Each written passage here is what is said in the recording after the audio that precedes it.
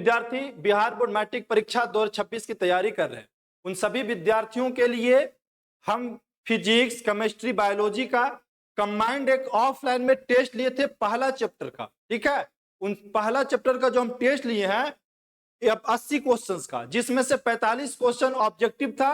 उन सभी objective questions को वन लाइनर बनाया गया है और वही वन लाइनर का आपको हम डिस्कशन कराने वाले हैं जो क्वेश्चन बैंक पे आधारित है, आगामी एग्जाम पे आधारित है। अगर ये 45 क्वेश्चंस को आज देखते हैं तो एवरेज आपको 90 कंफ्यूजन सवाल क्लियर होने वाला है और एवरेज आपको पहला चैप्टर से फिजिक्स, केमिस्ट्री, बायोलॉजी से कभी भी एग्जाम में कोई भी ऑब्जेक्टिव क्वेश्चन छूटेगा नहीं। तो आइए हम लोग क्वेश्चंस को शुरू करते हैं।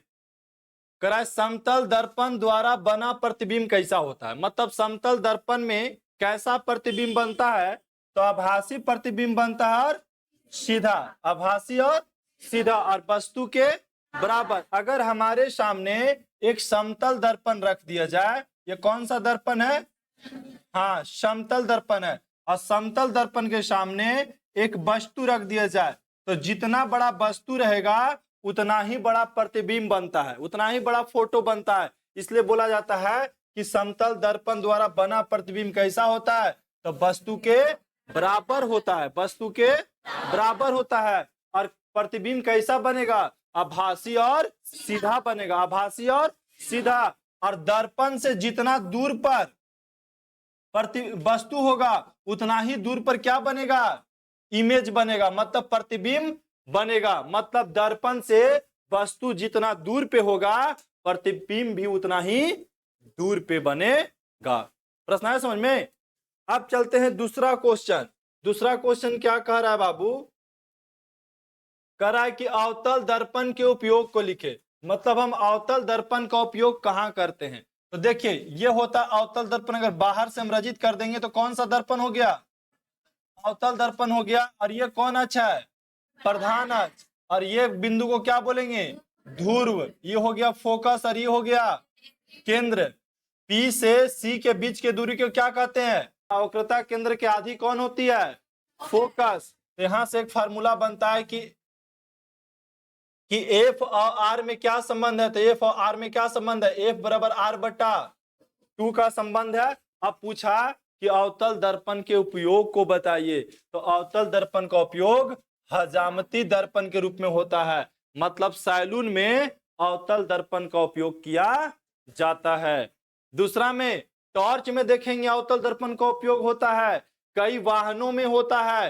हेडलाइट, जो गाड़ी का हेडलाइट रहता है उसमें अवतल दर्पण लगा होता है। सर्च लाइट आप देखेंगे उसमें अवतल दर्पण लगा होता है। डॉक्टर लोग आंख, नाक, कान के जांच करने के लिए भी डॉक्टर लोग किस दर्पण का उपयोग करते हैं? अवतल दर्पण का उपयोग करते हैं। साथ में सोलर कुकर जो आ गया है, सोलर कुकर में भी कौन सा दर्पण रहता है? अवतल दर्पण रहता है। तो इसमें जितना देख रहे हैं इन सभी में कौन सा दर्पण का उपयोग होता है? अवतल दर्पण का उपयोग होता है। कौन सा दर्पण का? अवतल दर्पण का उपयोग होता है। अगला सवाल आएंगे लेकर के क्वेश्चन नंबर 3 में क्या कह रहा है कि उत्तल दर्पण का उपयोग बताइए। कौन सा दर्पण का? हाँ, उत्तल दर्पण का उपयोग बाबू। तो उत्तल दर्पण का उपयोग बहुत जगह पर तो नहीं होता है, लेकिन कुछ कुछ जगह पे होता है। जैसे गाड़ी के साइड मिरर के रूप में, जैसे जो गाड़ी लगा रहता है ड्राइवर के बगल में एक ऐनक लगा होता है पीछे के वस्तु को देखने के लिए कि हमारे कौन से पीछे वाहन आ रहा है। तो बड़ा से बड़ा वाहन जब आता है तो दर्पण में कैद हो जाता है, तो ड्राइवर को पता चलता है कि हमारे पीछे कोई गाड़ी है, अब साइड खोज रहा है कि नहीं खोज रहा है, ये उसको इंडिकेट करता है, इसलिए लगाता है। तो जो अवतल दर्पण का उपयोग होता है गाड़ी के हेडलाइट में होता है और वही उत्तल दर्पण का उपयोग जो होता है उस साइड मिरर में होता है। तो क्वेश्चन पूछेगा उत्तल दर्पण के उपयोग बताइए, तो कहां बोलिए? गाड़ी के साइड मिरर। साइड मिरर मतलब होता है दर्पण, आप साइड दर्पण भी बोल सकते हैं। साइड इंग्लिश शब्द है, ठीक है। साइड कौन सा शब्द है? Side mirror. अब मिरर मतलब दर्पण और साइड मतलब बगल। मतलब गाड़ी के बगल में जो दर्पण लगा होता है उसी को इंग्लिश में बोलते हैं साइड मिरर। तो उत्तल दर्पण का उपयोग कहां? साइड मिरर के रूप में होता है। सड़क पर लगे लैंप में प्रकाश के बड़े क्षेत्र में फैलाने के लिए, सड़क पर कभी कभी देखेंगे बड़ा जो लाइट लगा होता है, लैंप लगा होता है उसमें उत्तल दर्पण लग जाता है। क्यों? क्योंकि लाइट को क्या करे, रोड में फैला करके भेजे। ठीक है, अगला क्वेश्चन आ रहा है, क्वेश्चन नंबर 4 कह रहा है कि बताइए किस दर्पण की फोकस दूरी धनात्मक होती है। तो उत्तल दर्पण के बाबू फोकस दूरी क्या होती है, धनात्मक होती है। उत्तल दर्पण की फोकस दूरी धनात्मक होती है, वहीं पे अवतल दर्पण की फोकस दूरी क्या होती है, ऋणात्मक होती है। अवतल दर्पण की फोकस दूरी ऋणात्मक होती है और उत्तल दर्पण की फोकस दूरी धनात्मक होती है। क्वेश्चन आया समझ में?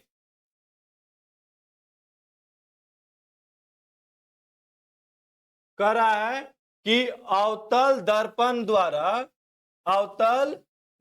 द्वारा बना प्रतिबिंब कैसा होता है।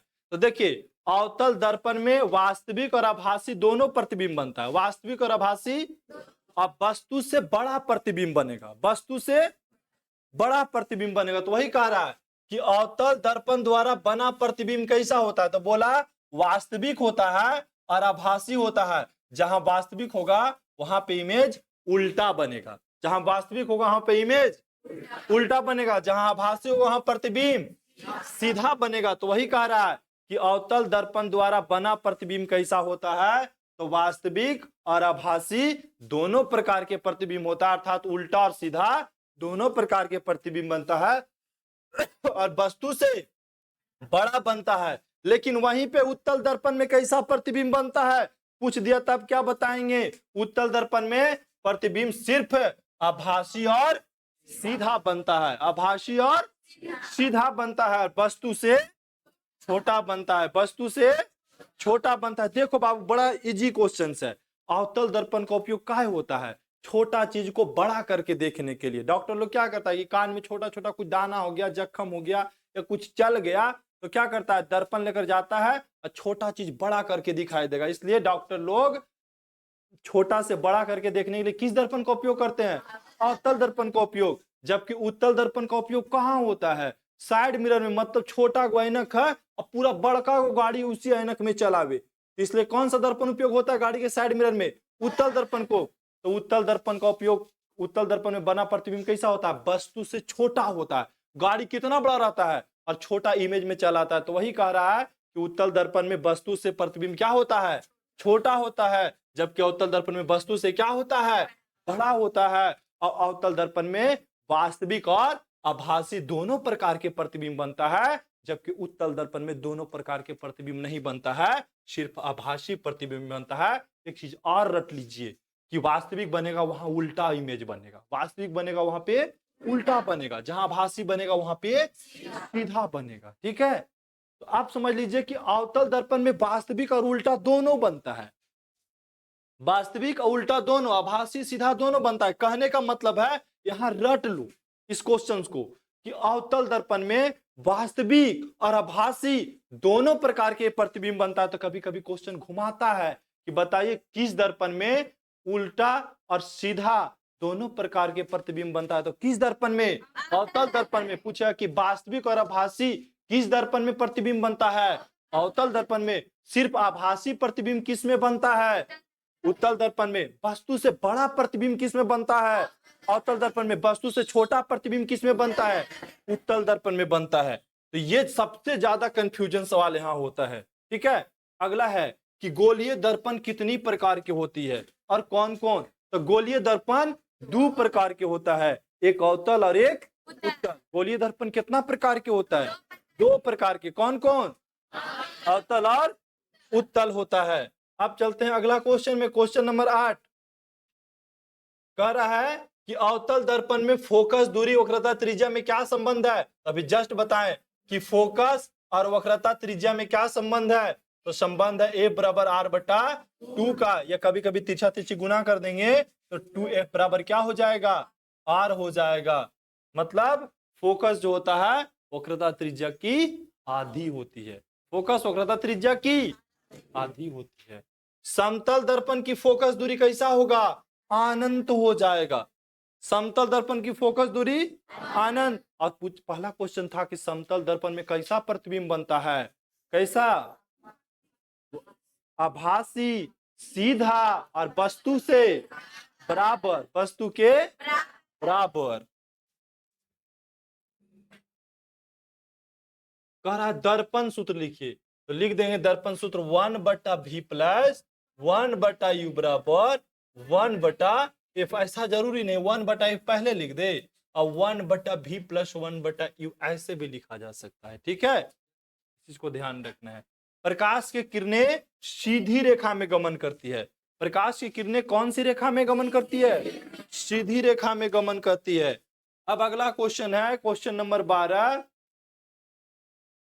कि किरणें के समूह को क्या कहते हैं?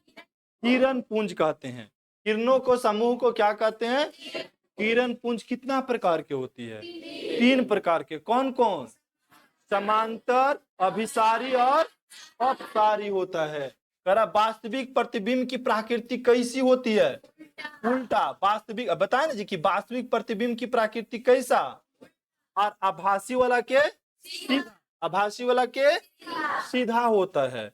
अब आते हैं कि फोकस दूरी 20 सेमी है, तो अवतल दर्पण की वक्रता त्रिज्या बताई। तो पता है नहीं कि अवतल दर्पण में फोकस माइनस होता है कि प्लस होता है? अवतल दर्पण में फोकस प्लस होता है कि माइनस होता है? माइनस होता है। तो क्या हो जाएगा? -20 सेमी। कितना सेमी? और क्या पूछा?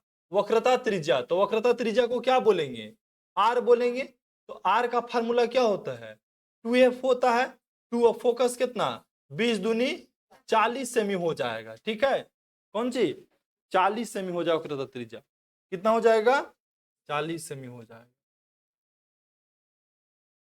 कह रहा है कि किस दर्पण को अपसारी दर्पण कहते हैं? किसको? उत्तल दर्पण को कौन सा दर्पण के नाम से जानते हैं? हाँ, उत्तल दर्पण को अपसारी दर्पण के नाम से जानते हैं, और अवतल दर्पण को अभिसारी दर्पण के नाम से। उत्तल दर्पण को अपसारी और अवतल दर्पण को अभिसारी दर्पण के नाम से जानते हैं। तो यहाँ 15 गो था प्रकाश के परावर्तन से कंफ्यूजन सवाल, जो ज्यादातर एग्जाम में आप जानेंगे फिर भी गलत करके आएंगे, इसलिए इसको बढ़िया से रट लेना है। मतलब एक बार और आपको घर में जाकर के इसको पढ़ लेना है, लिख लेना है। ठीक है, आप जानेंगे जरूर बाबू, लेकिन जैसे यही क्वेश्चन आ जाएगा अब लगेगा ना कि अपसारी उत्तल के कहते हैं कि अवतल के कहते हैं। याद है आपको कि उत्तल या अवतल के तो कहवे करेंगे, लेकिन किसको कहेंगे वही वहां पे आपको कंफ्यूजन उत्पन्न हो जाएगा। ठीक है, इसलिए कुछ कुछ क्वेश्चंस को देख लेना है। कह रहा है सिल्वर क्लोराइड का रंग कैसा होता है? सफेद होता है। और सिल्वर क्लोराइड जो है अकार्बनिक रासायनिक यौगिक है। क्या है? अकार्बनिक रासायनिक यौगिक है, और इसका सूत्र होता है AgCl होता है। अब कहता है कि श्वसन किस प्रकार की अभिक्रिया है बाबू? तो ऊष्माक्षेपी अभिक्रिया है। श्वसन किस प्रकार की अभिक्रिया है? ऊष्माक्षेपी, क्योंकि ऊष्मा के इसमें क्या होता है? क्षेपण हो जाता है। शाक सब्जी का विघटन होकर कंपोस्ट बनना। शाक सब्जी के विघटन होकर कंपोस्ट बनना किस प्रकार की अभिक्रिया है? ऊष्माक्षेपी अभिक्रिया है। कौन सा अभिक्रिया? ऊष्माक्षेपी अभिक्रिया है। अब चलते हैं अगला क्वेश्चन 19 नंबर पे। लोहे से जिंक को लेपित करने की क्रिया को क्या कहेंगे? गैल्वेनीकरण कहेंगे। लोहे से जिंक को, लोहे से जिंक को लेपित करने की क्रिया को क्या कहते हैं? गैल्वेनीकरण कहते हैं। जल में विद्युत अपघटन में कैथोड पर कौन सी गैस मुक्त होती है? तो हाइड्रोजन गैस। कैथोड पर देखिए जल में विद्युत अपघटन हो रहा है, जैसे जल का सूत्र होता है H2O होता है ना बाबू। तो जल में जैसे ही धारा प्रवाहित कीजिएगा ने, तो एक होता है कैथोड, एक होता है एनोड। तो हाइड्रोजन जो है से कैथोड पर मुक्त होते रहेगा। किस पर? कैथोड पर। और एनोड पर क्या मुक्त होते रहेगा? ऑक्सीजन। ध्यान रखिएगा, फिर से क्वेश्चन को समझ लीजिए एक बार। कह रहा है कि जल में, जल का सूत्र होता है H2O में विद्युत अपघटन कराएंगे तो कैथोड पर कौन सा गैस मुक्त होती है? हाइड्रोजन। और एनोड पर कौन सी गैस मुक्त होती है? ऑक्सीजन होती है। Question number 21। करा इलेक्ट्रॉन के स्थानांतरण से बने यौगिक को क्या कहेंगे? वैद्युत संयोजी कहेंगे। क्या कहेंगे? वैद्युत संयोजन। यहां देखिए दिया CaCO3 से रिएक्शन करके बना CaO और कार्बन डाइऑक्साइड। ठीक है, तो बताइए किस प्रकार की अभिक्रिया है? क्योंकि एक यौगिक टूट करके दो यौगिक बना तो ये क्या हुआ? वियोजन हुआ। वियोजन अभिक्रिया। कौन अभिक्रिया? हाँ, वियोजन अभिक्रिया हो गया ये।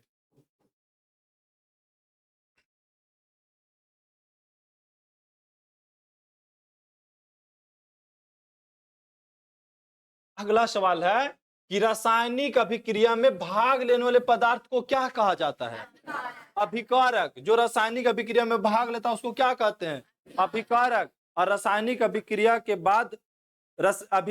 बाद बने परिणाम को क्या कहते हैं? प्रतिफल या उत्पाद कहते हैं। जैसे देखिए, जो पदार्थ रासायनिक अभिक्रिया में भाग लिया अभिकारक कहलाया। जो अभिक्रिया के बाद पदार्थ बनता है नया पदार्थ, उसको क्या बोलते हैं? उत्पाद बोलते हैं या प्रतिफल बोलते हैं। उत्पाद या प्रतिफल बोलते हैं। अभिक्रिया जिसमें आयन का आदान प्रदान होता है वो क्या कहलाता है? द्विविस्थापन। द्विविस्थापन अभिक्रिया किसे कहते हैं? जिसमें आयन के क्या होता है? आदान प्रदान होता है, उसको क्या बोलते हैं? द्विविस्थापन अभिक्रिया कहते हैं। अगला है जब कली चूना, यहाँ पे गलती लिखा हुआ है, जब कली चूना पर जल डाला जाता है। ठीक है, जब कली चूना पर क्या करेंगे आप? जल डालेंगे तो उसमें कौन सी अभिक्रिया उत्पन्न होगा? ऊष्माक्षेपीय अभिक्रिया होगा। और कली चूना का रासायनिक सूत्र क्या होता है? CaO होता है। भोजन का पचना किस प्रकार की अभिक्रिया है? अपघटन या वियोजन अभिक्रिया। भोजन का पचना कौन सा अभिक्रिया? अपघटन या वियोजन अभिक्रिया होता है। कराए कि प्राकृतिक में ऑक्सीजन का संतुलन कैसे बना रहता है? प्रकाश संश्लेषण और श्वसन के वजह से बना रहता है। अगर प्रकाश संश्लेषण नहीं न होगा बाबू तो प्रकृति में ऑक्सीजन का संतुलन गड़बड़ा जाएगा। ठीक है, अगला है सल्फ्यूरिक अम्ल का रासायनिक सूत्र क्या होता है? H2SO4 होता है।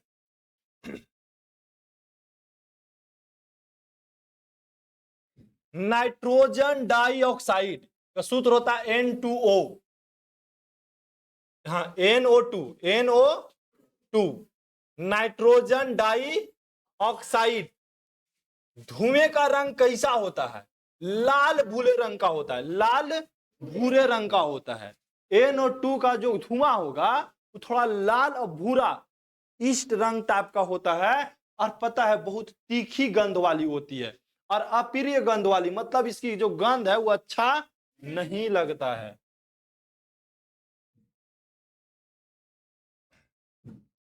ग्लूकोज का सूत्र होता है C6H12O6 होता है ग्लूकोज का। रक्त में आयरन की कमी से कौन सा रोग होता है? एनीमिया। रक्त में अगर आयरन की कमी हो जाएगा तो कौन सा रोग उत्पन्न होगा? एनीमिया रोग उत्पन्न होना शुरू हो जाएगा। अगला क्वेश्चन है क्लोरोफिल वर्णक का रंग कैसा होता है? हरा होता है। पेड़ पौधा के पत्तियों में कौन सा चीज पाया जाता है? क्लोरोफिल पाया जाता है। पेड़ पौधा के जो पत्ती हरा होता है इसी क्लोरोफिल के कारण होता है। अगर क्लोरोफिल जिस पेड़ पौधा में नहीं होगा वो प्रकाश संश्लेषण नहीं करेगा, अर्थात अपना भोजन ही नहीं बनाएगा। दही के जमने में निम्नलिखित में से कौन सी क्रिया होती है? किण्वन की क्रिया होती है। आयोडीन की कमी के कारण से कौन सा रोग? फेंगा रोग होता है। दांतों को साफ करने के लिए दंतमंजन प्राय क्या होता है? क्षारीय होता है। क्योंकि हम लोग जब रात के सोते हैं ना तो हमारा मुंह अम्लीय हो जाता है। क्या होता है? अम्लीय हो जाता है। इसलिए हम लोग क्या करते हैं, चाहे तो हम लोग नीम का दांतमंजन यूज करते हैं या तो टूथपेस्ट यूज करते हैं, मतलब दंतमंजन यूज करते हैं। दंतमंजन होता है क्षारीय, तो हमारा जो मुंह में अम्लीय का मात्रा है उसको क्षारीय में थोड़ा बदल देता है। ठीक है, हम लोग का जो मुंह है ना बहुत जल्दी मुंह के अंदर लार जो है अम्ल में बदल देता है। ठीक है, हमारा मुंह को जो अंदर का जो सरफेस है वो अम्लीय हो जाता है रात के सुबह होते होते। तो उसको क्या होता है, साफ करने के लिए नीम का दंतमंजन यूज करना चाहिए या तो दंतमंजन का यूज करना चाहिए। आहार नाल के सबसे लंबा भाग को क्या कहते हैं? छोटी आंत कहते हैं।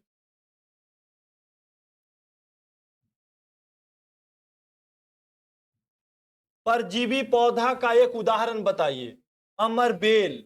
अमरबेल जो है परजीवी पौधा है, क्योंकि अमरबेल में क्लोरोफिल होवे नहीं करता। जब क्लोरोफिल नहीं होगा तो प्रकाश संश्लेषण की क्रिया नहीं करेगा। जब प्रकाश संश्लेषण की क्रिया होने तो भोजन नहीं बना, भोजन नहीं बनाया तो दूसरा पे निर्भर है। इसलिए अमरबेल को क्या बोला जाता है?